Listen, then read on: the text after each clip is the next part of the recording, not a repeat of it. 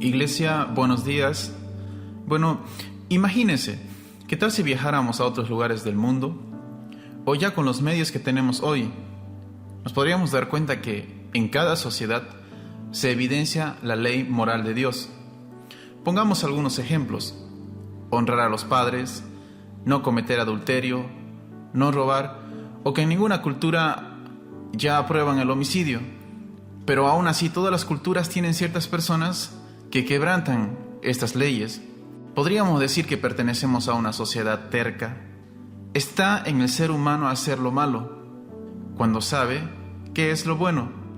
Y justo ese es el primer paso hacia el perdón y la santidad. Admitir que nos cuesta cumplir con toda norma, y sobre todo con las de Dios.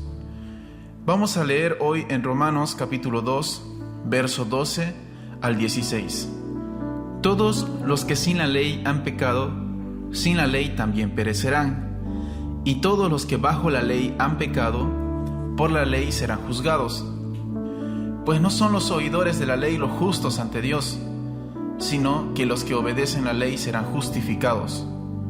Cuando los gentiles que no tienen la ley hacen por naturaleza lo que es de la ley, estos, aunque no tengan la ley, son ley para sí mismos, mostrando la obra de la ley escrita en sus corazones, dando testimonio su conciencia y acusándolos o defendiéndolos sus razonamientos.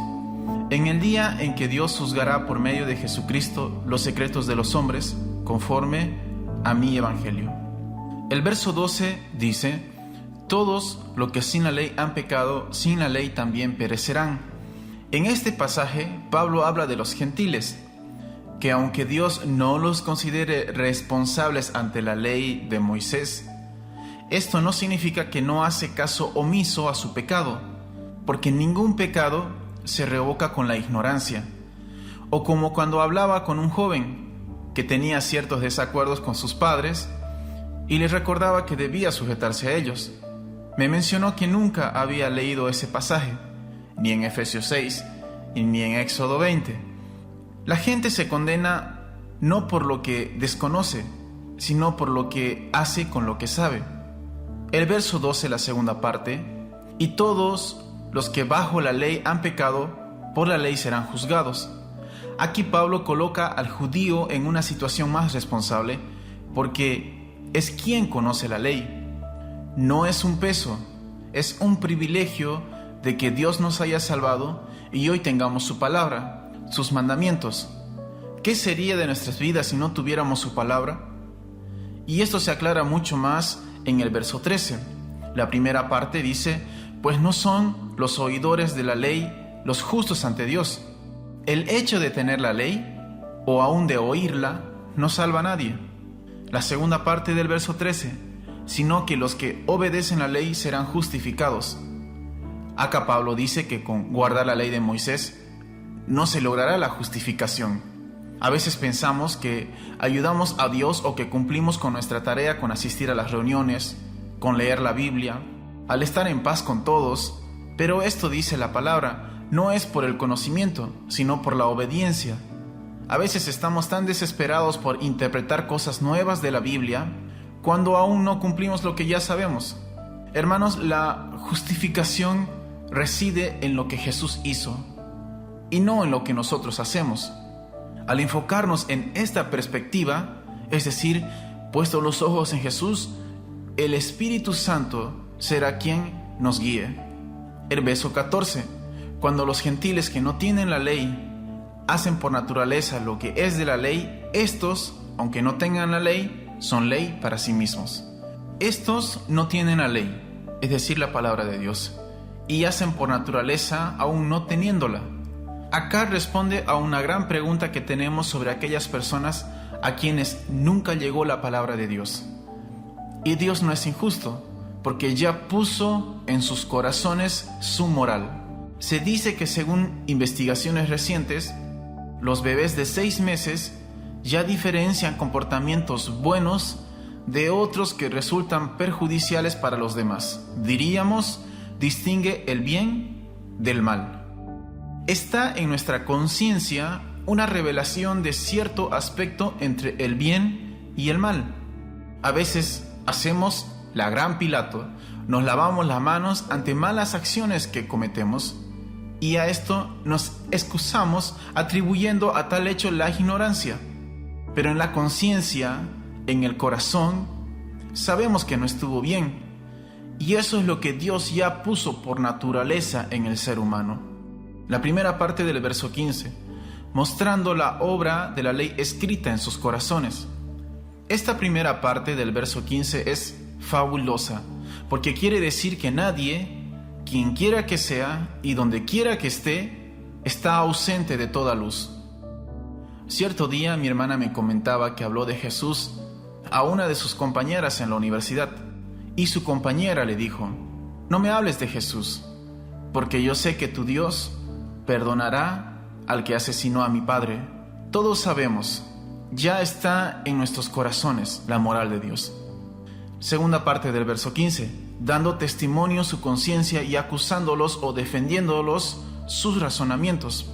Lo que dice es que muchos corazones están heridos y por lo tanto la conciencia no demuestra ser una guía segura.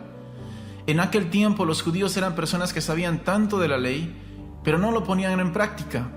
Y esta carta iba también a los gentiles que estaban siendo parte de la iglesia, pero ellos mostraban excusas de sus errores al desconocer o no tener el conocimiento de la ley como los judíos. Y Pablo le dice a ambos, tanto a gentiles como a judíos, están equivocados, porque como dice el verso 16, en el día en que Dios juzgará por medio de Jesucristo lo secreto de los hombres conforme a mi evangelio, que Dios juzgará y solo Él es quien conoce lo más profundo del corazón del ser humano, y así juzgaría tanto al gentil como al judío.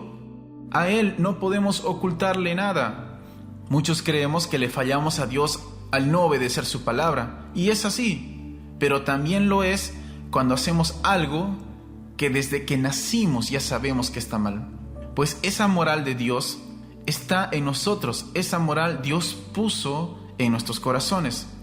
El único criterio para que Dios juzgue es Jesús. La conciencia puede ser un testigo, pero cuando Dios te mire, me mire, mientras pueda ver más a su Hijo Jesucristo en nosotros, habrá esa gran recompensa en aquel día cuando estemos con Él. Y como concluye el verso 16, y esto es conforme al Evangelio presentado, Jesucristo y el crucificado. Oramos. Señor, gracias por este día que me regalas, por el aire, por la oportunidad y el regalo de estar contigo. Desde que nací, has puesto en mí tu moral, esa bondad que solo puede venir de tu persona.